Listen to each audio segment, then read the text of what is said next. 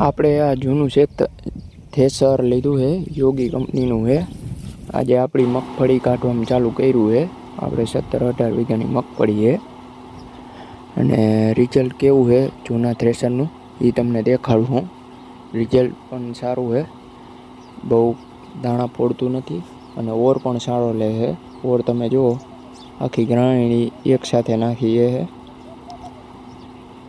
અને રિઝલ્ટ પણ સારું છે. આગળ જોતા રહો, વિડીયોમાં તમને દેખાડું. જો સુપડી બરોબર આવે છે દાણા, અને દાણા જરાય નથી પડતું અને એકદમ ચોખ્ખી આવે છે. કોક ડાંખરી આવે છે, બાકી હાવ ચોખ્ખી મગફળી આવે છે.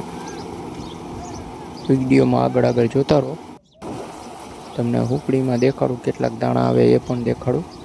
અને કાંતો એકદમ નોર્મલ આવે છે.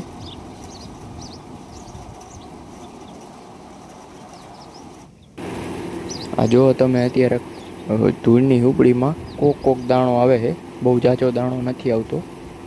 અને ખોખીની હુપડી પણ ફૂલ આવે ભરામભર. જુઓ,